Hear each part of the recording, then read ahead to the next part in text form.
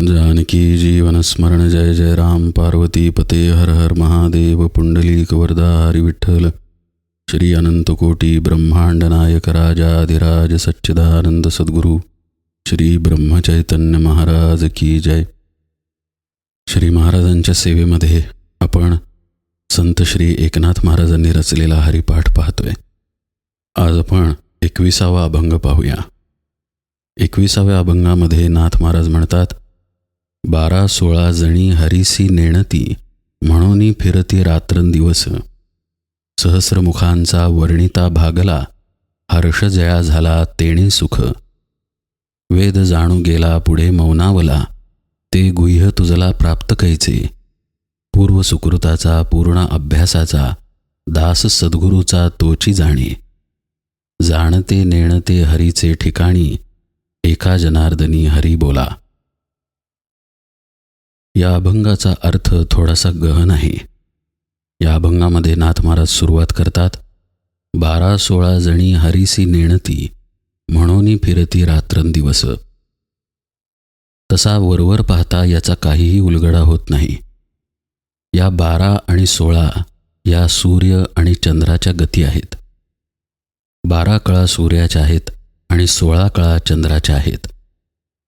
सूर्य म्हणजे काय आणि चंद्र म्हणजे काय, तर साधनेच्या दृष्टीने सूर्य म्हणजे पिंगळा नाडी आणि चंद्र म्हणजे इडा नाडी. तेव्हा 12 आणि 16 याचा अर्थ असा होतो की पिंगळा आणि इडा नाडी. नाथ महाराज इथं म्हणतायत 12-16 जणी हरीसी नेणती. ते असं सांगतायत की पिंगळा आणि इडा या 2 नाड्यांना हरीची ओळख होत नाही. या विषयाकडे थोडंसं खोल जाऊन आपण पाहूया. पिंगळा आणि इडा या नाड्या काय दर्शवतात? या नाड्या आपलं श्वसन दर्शवतात. ढोबळमानानं असं मानलं जातं की उजव्या नाकपुडीतून पिंगळा नाडी वाहते आणि डाव्या नाकपुडीतून इडा नाडी वाहते. म्हणजेच डाव्या नाकपुडीतून श्वास आणि उजव्या नाकपुडीतून श्वास, म्हणजेच इडा आणि पिंगला. पण वाहणारा श्वास म्हणजे नाडी नव्हे. ज्या नाडीमधून जीवन प्रवाहित झाल्यामुळं डाव्या नाकपुडीतून श्वास वाहतो, ती नाडी म्हणजे इडा नाडी. आणि ज्या नाडीतून जीवन प्रवाहित झाल्यामुळं उजव्या नाकपुडीतून श्वास वाहतो, ती नाडी म्हणजे पिंगला नाडी. म्हणजे आपल्या श्वासांची गती इडा आणि पिंगला निर्देशित करते. याचा दुसरा अर्थ असा की आपल्या इडा पिंगळा सुरू आहेत, म्हणजेच आपले श्वास सुरू आहेत. इथं नाथ महाराज म्हणतात, या इडा आणि पिंगलाला हरी कळत नाही. याचा अर्थ असा की ज्यावेळी आपलं श्वसन सुरू आहे त्यावेळी आपण आत्म्याच्या ठिकाणी स्थित असत नाही. थोडंसं आणखी खोलात जाऊन या विषयाकडे आपण बघूया. आपलं श्वसन सुरू आहे हे कशाचं द्योतक आहे? आपलं श्वसन हे आपल्या जीवभावाचं द्योतक आहे. याचा उल्लेख हरिपाठामध्ये सुद्धा माऊली करतात. माऊली म्हणतात, रामकृष्ण वाचा भाव हा जीवाचा. तिथे माऊली इडा आणि पिंगलाला राम आणि कृष्ण अशी संज्ञा वापरतात. इथे नाथ महाराज 12 आणि 16 म्हणतायत. ज्यावेळी आपलं श्वसन सुरू आहे त्यावेळी आपण जीवभावावरती आहोत असं उघडपणे दिसून येतं.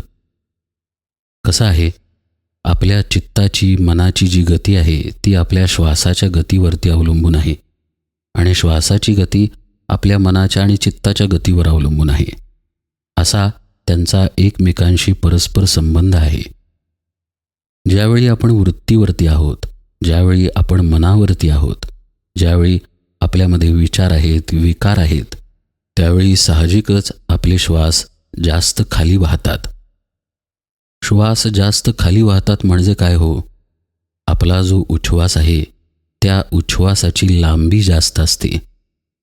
आपल्या बोटांनी समजा ती लांबी मोजली तर सर्वसाधारणत आपले श्वास 12 अंगुळं, 16 अंगुळं किंवा 18, 20, 22 अंगुळं वाहत असतात. आता ही जी अंगुळाची मोजणी आहे, या मोजणीवरती ठरवलं गेलेलं आहे की श्वास किती खाली गेलेला आहे. एक छोटासा प्रयोग तुम्हाला सांगतो. ज्यावेळी आपल्याला राग आलेला असतो किंवा आपण अस्वस्थ असतो किंवा आपल्याला खूप झोप आलेली असते किंवा आळस असतो, अशावेळी पहा, आपला श्वास जास्त खाली वाहत असतो. खूप संताप असेल तर खूप जोरजोरात श्वास वाहत असतो. अशावेळी जर आपण त्या श्वासांकडे लक्ष दिलं तर आपोआप त्याची गती थोडीशी संथ होते. ती जसजशी संथ होते तसा जो विकार उठलेला आहे त्या विकाराचा जोरही कमी होतो. याचा अर्थ उघड आहे की येणारे विकार, विचार किंवा मनाची चंचलता, चित्ताची चंचलता ही श्वासाच्या गतीवरती अवलंबून आहे. म्हणजे ज्यावेळी माझं चित्त अस्थिर आहे त्यावेळी श्वासही अस्थिर आहेत, ते जास्त खाली वाहत आहेत. आणि ज्यावेळी माझं चित्त, मन शांत आहे त्यावेळी श्वासही संथ वाहत आहेत. हा जो एकमेकांवरचा असलेला परिणाम आहे याचाच अभ्यास इथे नाथ महाराज सांगतायत. ते म्हणतात 12-16 जणी म्हणजेच पिंगळा आणि इडा नाड्या हरीसी नेणती. आता हरी म्हणजे कोण? हरी म्हणजे आपलं आत्मस्वरूप, आपलाच आत्मा. तो आहे सच्चिदानंद. आपण तर आहोत वृत्तीवरती, म्हणजेच आपल्यामध्ये विकार आहेत, विचार आहेत, वासना आहेत. साहजिक आहे की आपल्या इडा आणि पिंगळा सुरू आहेत आणि त्या खाली वाहत आहेत. तर ही जी जीवभावाची अवस्था आहे या अवस्थेला हरी ओळखता येत नाही असं नाथ महाराज म्हणतायत. उघडच आहे, जोपर्यंत विकार आहेत, विचार आहेत किंवा वासनादी षड्रिपू आहेत तोपर्यंत परमात्म्याची ओळख कशी होणार? आपण आत्म्यापर्यंत कसं पोचणार? तेच नाथ महाराज इथे सांगतात की 12-16 जणी हरीसी नेणती. जोपर्यंत आपला जीवभाव आहे तोपर्यंत आपला आत्मभाव नाही आहे हे उघड आहे, असा इथे अर्थ आहे. अर्थातच जीवभाव इडा आणि पिंगलानं निर्देशित होतो. म्हणूनच नाथ महाराज म्हणतात की या दोघींना हरी कळत नाही. पुढे ते म्हणतात, म्हणून फिरती रात्रंदिवस. हरीची म्हणजेच आत्मस्वरूपाची ओळख नसल्यामुळं या इडा आणि पिंगलेची गती रात्रंदिवस म्हणजे अखंड सुरू आहे असं ते म्हणतात. यामध्ये ते 3 अवस्था सांगतात: जागृती, स्वप्न आणि सुषुप्ती. आपण या 3 अवस्थांमध्ये रात्रंदिवस खेळत असतो. एकतर आपण जागे असतो, नाहीतर झोपलेले असतो किंवा स्वप्नावस्थेमध्ये असतो. सर्वसामान्यतः सामान्य माणसाला या 3 व्यतिरिक्त कुठली अवस्था येत नाही. या पुढची अवस्था खरं म्हणजे तुर्या आहे आणि तुर्याच्या पुढे उन्मनी आहे. पण त्या विषयात आत्ता जायला नको. इथे जेव्हा नाथ महाराज म्हणतात की 12-16 जणी या हरीला ओळखू शकत नाहीत आणि म्हणून रात्रंदिवस फेरा चालू आहे, तेव्हा ते हे सांगतात की आपण अज्ञानाच्या अवस्थेमध्येच असतो कायमस्वरूपी. मग आपण जागे असू, स्वप्नात असू अथवा गाढ झोपेमध्ये, सुषुप्तीमध्ये असू. जागृती, स्वप्न आणि सुषुप्ती या 3ही अवस्था अज्ञानमूलक आहेत. कारण या 3ही अवस्थांमध्ये आपल्याला आत्म्याची जाणीव नाही आहे. त्यामुळे एक प्रकारे बघायला गेल्यास रात्रंदिवस चाललेली ही आपली एक प्रकारची भरकटच आहे. म्हणूनच नाथ महाराज म्हणतात, म्हणून फिरती रात्रंदिवस. या इडा आणि पिंगला या नाड्यांची गती आपल्या आत्मस्वरूपाला न ओळखता अखंडपणे सुरू आहे आणि ही रात्रंदिवस आपल्याला 3ही अवस्थांचा भोग देते. पुढे ते म्हणतात, सहस्त्र मुखांचा वर्णिता भागला, हर्षजया झाला तेणे सुख. सहस्त्रमुखांचा म्हणजे शेष बरं का. पुराणांमध्ये असं वर्णन आहे, शेषसुद्धा आत्म्याचं वर्णन करू शकला नाही. तोही ते वर्णन करून थकला. शेवटी तो त्या आत्मसुखामध्ये रममाण झाला आणि तेव्हाच त्याला समाधान मिळालं.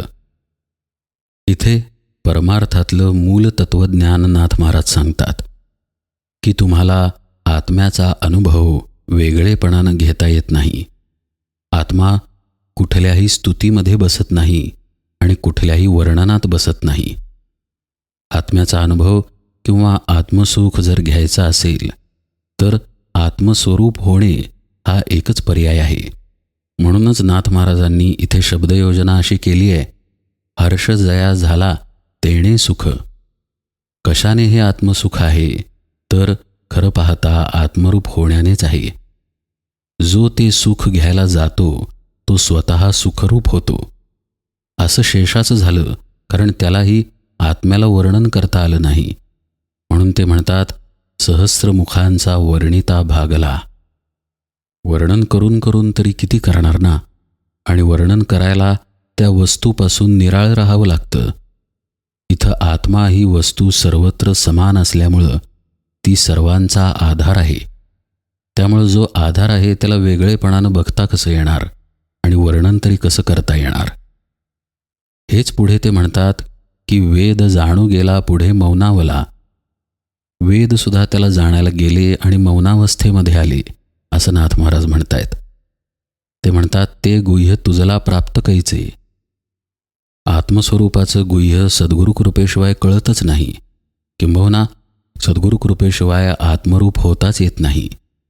तर जिथे शेषही थकला आणि वेदसुद्धा मौनावस्थेमध्ये गेले, त्याचं गुह्य तुला कळणार कसं, असं नाथ महाराज म्हणतात. वस्तुस्थिती अशी आहे की वेदानं आत्मज्ञानाचं विवरण केलेलं आहे, आत्मज्ञानाविषयक भाष्य केलेलं आहे. पण भाष्य करून आत्मज्ञान होत नाही असा इथे अर्थ आहे. समजा मी एखाद्या पदार्थाचं खूप वर्णन केलं आणि खूप विस्तृतपणे सांगितलं की तो कसा बनवायचा. हे जरी खरं तरी ते सांगून किंवा ते ऐकून त्या पदार्थाची चव येत नाही. प्रत्यक्ष त्या पदार्थाचा भोग घेतला तरच त्या पदार्थाची चव कळते. तसं आत्म्याचा अनुभव म्हणजे आत्म्याचाच भोग घेणे, किंबहुना आत्मस्वरूपच होऊन जाणे. म्हणूनच असं म्हटलं जातं की वेद स्तुती करायला गेले आणि मौनावस्थेमध्ये आले. याचा अर्थ असा की त्याचा अनुभव घेणारा अनुभव रूप होऊन गेला. तिथे तो सर्व वृत्ती मौनावला. त्याच्या वृत्तीच आत्मस्वरूपात विलीन झाल्या. त्याचं मन आत्मस्वरूपामध्ये विलीन झालं. तो स्वतः म्हणून वेगळा न राहता तो स्वमध्येच विलीन झाला. हे मौन होणं आहे. असं वेदांचं झालं, असं हे गुह्य आहे, असं नाथ महाराज म्हणतात. अर्थातच हे गुह्य म्हणा किंवा ही आत्माकार होण्याची अवस्था म्हणा, सद्गुरुकृपेशिवाय केवळ अशक्य आहे. त्यालाच ते पुढे म्हणतात, पूर्व सुकृताचा पूर्ण अभ्यासाचा दास सद्गुरूचा तोची जाणे. बघा, खरं पाहता मनुष्यजन्म, त्यामध्ये मुमुक्षुत्व आणि सत्संगती या 3 गोष्टी दुर्लभ आहेत असं आद्य शंकराचार्य सांगतात. मग या 3ही गोष्टींचा जो परिपाक आहे ते म्हणजे आत्मज्ञान, ते किती दुर्लभ असेल आणि त्याला किती अभ्यास करावा लागत असेल. म्हणूनच नाथ महाराज इथं म्हणतात, पूर्व सुकृताचा पूर्ण अभ्यासाचा. ज्याला पूर्व सुकृतानं सद्गुरूंची भेट घडली, त्यांच्याकडून उपदेश मिळाला आणि ज्यानं आपला अभ्यास पूर्ण केला, नुसता सुरू नाही बरं का, ज्यानं अभ्यास पूर्ण केला, असा जो सद्गुरूंचा दास होऊन राहतो, त्यालाच हे आत्मज्ञानाचं गुह्य कळतं, असं नाथ महाराज म्हणतायत. त्याला गुह्य कळतं म्हणजे खरं पाहता त्याचं कळणं आणि न कळणं हे दोन्हीही निघून जातं. माऊली हरिपाठामध्ये म्हणतात, जाणीव नेणीव भगवंती नाही. तिथे जाणीवही नाही आणि नेणीवही नाही. आपल्याला काहीतरी समजलं हेही तिथे नाही आणि मला समजलं नाही हेही तिथे नाही. कारण आपल्याला समजणं आणि आपल्याला न समजणं या दोन्हीही घटना आपल्या देहबुद्धीच्या सापेक्ष घडतात. पण मी देह नाहीच असं ठसलं की तिथे देहबुद्धी नाही. मग देहबुद्धी नाही तर मला कळणंही नाही आणि न कळणंही नाही. पुढे तेच नाथ महाराज म्हणतायत की जाणते नेणते हरीचे ठिकाणी. अशा साधकाचं काय होतं, त्याचं जाणपण आणि नेणपण दोन्हीही हरीच्या ठिकाणी विरून जातं. असं पहा, जसा मी आहे म्हणून तू आहे आणि तू आहे म्हणून मी आहे. 1 आहे म्हणून 2 आहे आणि 2 आहे म्हणून कधीतरी 1 होता असा अर्थ निघतो. पण जिथे अर्थ पाहणाराच उरत नाही तिथे मी, तू, एक आणि दोन याला काहीही अर्थ उरत नाही. आपण एखादं दृश्य पाहतो आणि म्हणतो की मी डोंगर बघितला. अहो, पण तिथं जर मीच नसेल, बघणाराच कुणी राहिला नाही, तर मी डोंगर बघितला याला तरी काय अर्थ राहिला? तिथे फक्त असणेपण राहिलं, फक्त शुद्ध अस्तित्व राहिलं. आणि हेच आत्म्याचं स्वरूप आहे. तो सच्चित आनंद स्वरूपाने भरलेला आहे.